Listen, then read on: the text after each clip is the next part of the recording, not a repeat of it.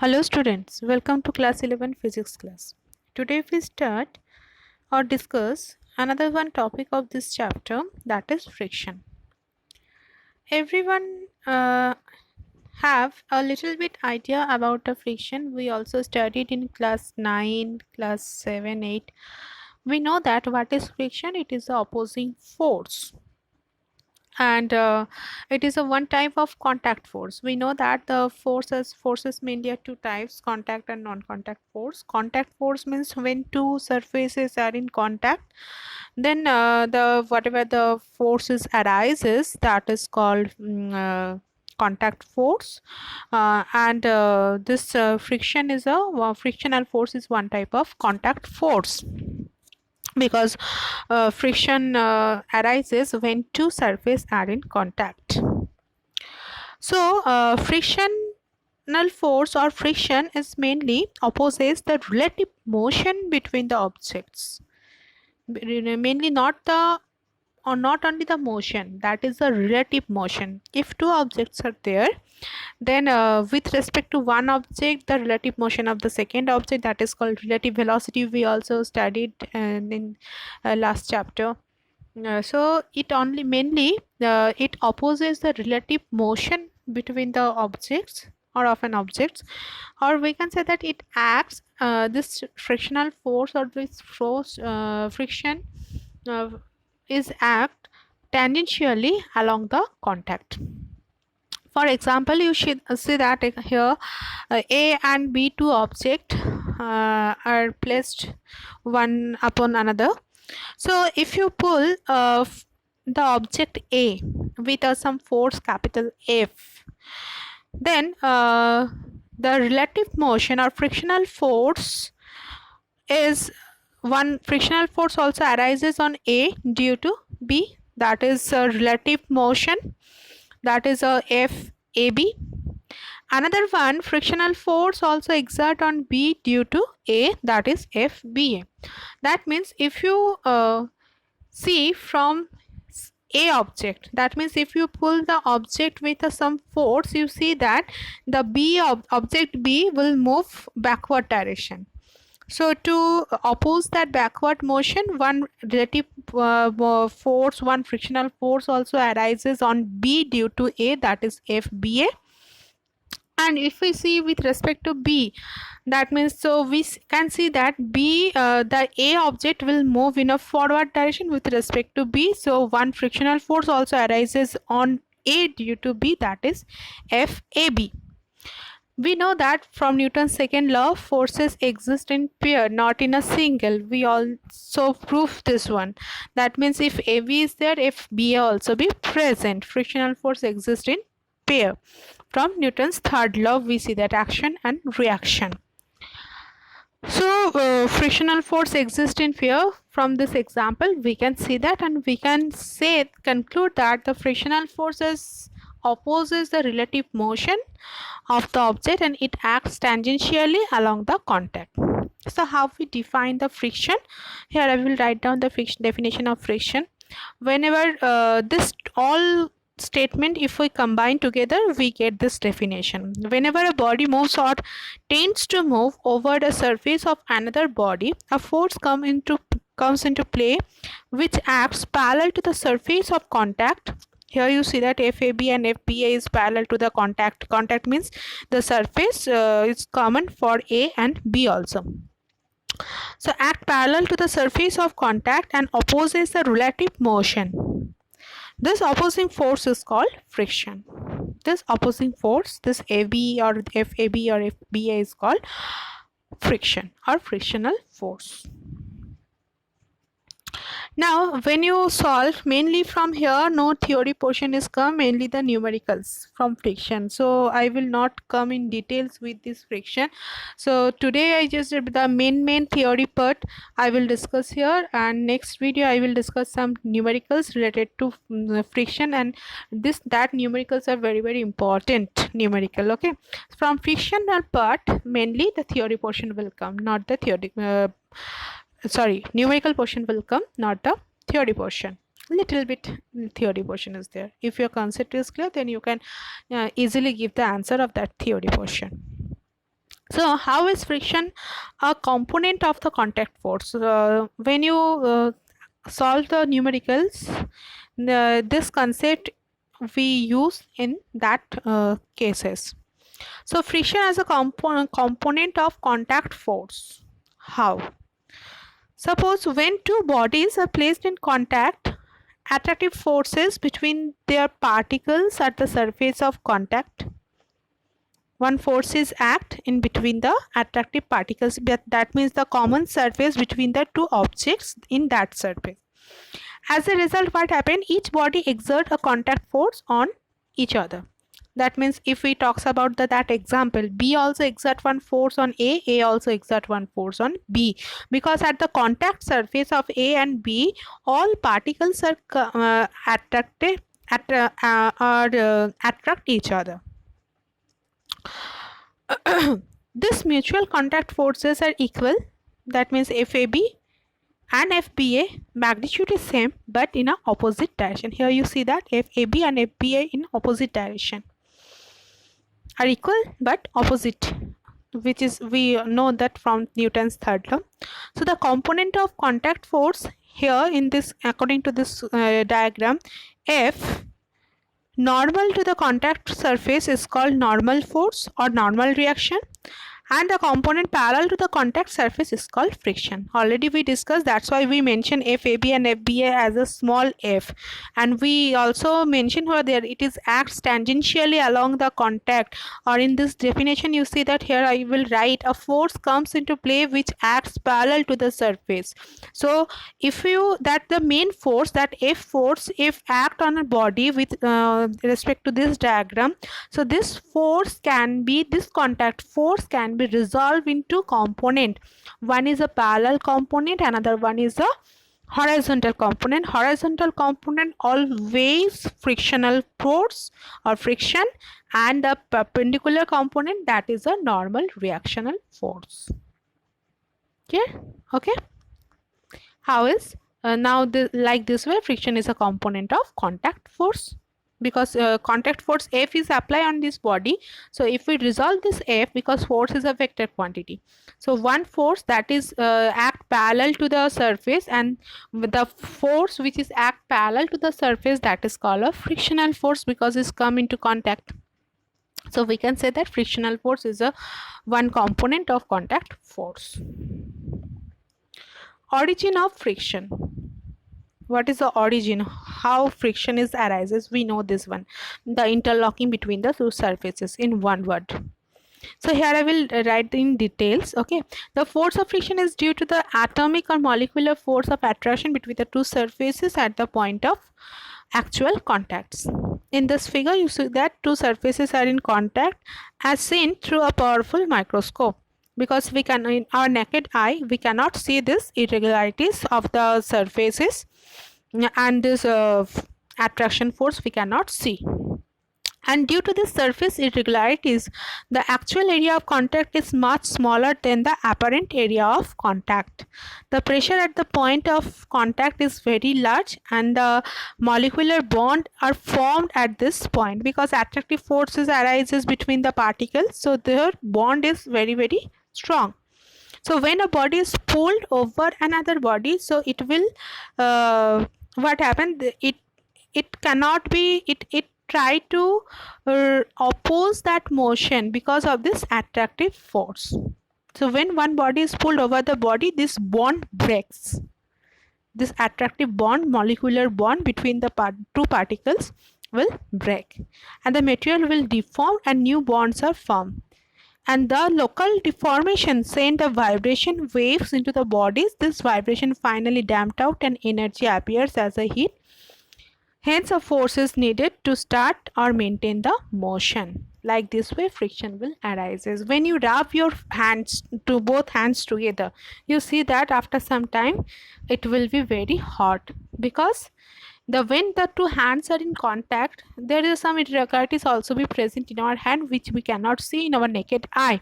But if you see with a powerful microscope, in the contact of two hands, we see that there is a very strong irregularities are there, and this too, due to this surface irregularities, the attractive forces also be created, and this attractive force between the molecules or the particles are very strong.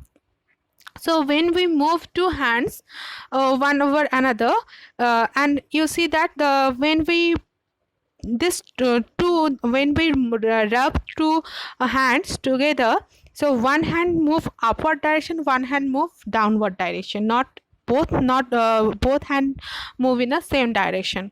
So due to this, it when the one object pulled over the another object, this bond will break and the material will deform, another one attractive bond or will be created, and due to this breaking of this bond, one vibration will created, and energy is produced as a heat. That's why we feel that the when during the rubbing of our hands, the it will becomes very hot. Now the types of friction, we know that we have three types of frictions. Normally we know that static, sliding, and rolling. Because sliding and rolling, in both cases the object in motion, that's why we can say that these two types are called kinetic motion. So in class 11 we can categorize the friction in three groups. One is a static friction, another one is a limiting friction, another one is a kinetic friction. Static friction, if first we studied the static friction, then the limiting, then the kinetic friction. Static friction is a self-adjusting force. Okay, static friction means if you apply a force on the wall also apply a force on you, but wall does not move, but it also apply one force on you. The static friction is a self-adjusting force. Consider a wooden block placed over a horizontal table. Apply a small force F on it. Apply a small force F on it. The block does not move. The force of friction F comes into action, which balances that applied force. If we talks about the walls, if you apply the force on the wall does not move, but the frictional force also act in the opposite direction of the applied force, and it will be balanced. That's why we say that the static friction is a self-adjusting force. It is a self-adjusting force. That's why the static friction is denoted by Fs. Static friction is denoted by Fs.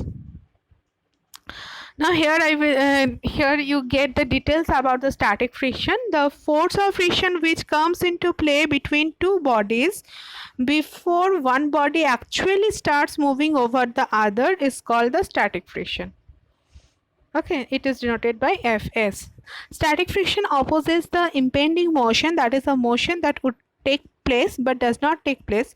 We think that the world will move, but it will not move under the applied force if friction were absent. As the applied force on the block is increased, the static friction Fs also increases. Here in B and C in this figure, you see that the arrow sign, the length of the arrow sign will increases. That means we increase the applied force. So if we increase the applied force, the static friction also be increases. Okay, so how we can show here it with the length of the force. Here you see that the length in figure B, whatever the length of F force in C, it will be bigger than the compared to the first and second. So Fs also be increases. Okay, so to balance the applied force and the block does not move. Once applied forces increases beyond a certain limit, everything has a limit, we know that. Everything, and not only the studies, everything has a limit. Up to that we can tolerate this one, after that no, nothing. Okay, forget that one. So now once the applied forces increases beyond the certain limit, then what happened, that the block just begins to move. We think that the block now, if we increase the applied force, then the block will surely it will move. But if the applied force just increase beyond the certain limit, the block just begins to move. At this stage, the static friction will also be maximum. At this stage, because applied force is maximum, so the static friction also be maximum. In this figure D, you can see that it is written over the Fs above max, Fs max. So in this Fs max means when the body just begins to move, when the applied force is beyond the certain limit, increases beyond the certain limit. Yeah. Okay. So the maximum force of static friction, it is denoted by Fs max, which comes into play when a body just starts moving over the surface of another body, is called limiting friction. Is called limiting, because a limit, one limit also become. Up to that static friction, it's okay, no problem. The one body actually starts moving over the body, that is called static friction, Fs. Applied force is there, frictional force also come. But when the applied forces increases beyond a certain limit, at the stage static friction also be maximum. That maximum static friction arises when the body just starts moving over the surface of another body. This is called limiting friction, because limit is there, that beyond that limit, up to limit, this is static friction. When the applied force beyond the limit, it is limiting friction. So from here we can see that, or we can conclude that the static friction is less than the limiting friction. Static friction, the first case in first figure, Fs is called static friction, but in figure D we said this is called limiting friction, because after C there is some limit that F is also increases, Fs also increases, but that is up to end limit. After that, if we increase the F beyond its limit, then Fs also be maximum. This is called, this condition, this maximum force arises when the body just begins to move, that is called limiting friction. So limiting friction always greater than the static friction. I hope you cleared it, you understand this one. So once a motion has begun, the force of friction decreases. Okay, so when the just body will start in motion, the force of friction starting decreases. A smaller force is now necessary to maintain the uniform motion. Uniform motion means both sides the same magnitude force is applied on an object. The force of friction which comes into play when a body is in a state of steady motion over the surface of another body is called kinetic motion. Kinetic motion means the object or body will be in motion in a straight line. So it will be a straight line, means it is a uniform motion. If both side force is unbalanced force, then it will not in a uniform motion. Either it will be there any other curve path, circular path, any other path, not in a uniform motion, not in a straight line path. So to maintain that uniform motion, the smaller force also needed, that is which balance that two forces, applied force and the frictional force also. So the force of friction which comes into play when a body is in state of steady motion, mention not only the motion, steady motion over the surface of another body is called kinetic friction or dynamic friction. It is denoted by Fk. So static friction is denoted by Fs, dynamic friction is denoted by Fk, and limiting friction is denoted by Fs max. So when F equals to Fk, the body will, this is a condition when the body will move in a constant velocity or in a uniform motion, when two forces, applied force and the kinetic friction, are equal to each other. The body moves in a constant velocity v. If we consider the velocity is v, then the body will move in a constant velocity, with a constant velocity v. That means we can say that the kinetic friction opposes the actual relative motion. Okay. So when the applied force becomes greater than the kinetic force, the block, what happened? Its velocity also changes, and we know that if velocity changes, that means it will be accelerate. So when the applied force becomes greater than the kinetic friction, the block accelerate with acceleration equal to F minus Fk by m, because F equals to m into A equals to F by m. So net force in that case, applied force is maximum, greater than the kinetic friction. So F minus Fk, that is the net force acting on a body, divided by m. That if the applied force becomes greater than the kinetic friction.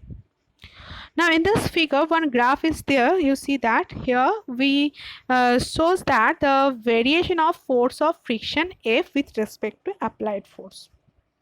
First you see that it is a straight line. That means static friction. Both sides are equal. If F increases, Fs also increases. F increases, Fs also increases. Straight line. After that, beyond the limit, after that, this is a limiting friction, that is a maximum peak point. After that, what happened? The limiting friction decreases, so downward. Then when F equals to Fk, it will straight line, kinetic friction. That is, straight line is a kinetic friction.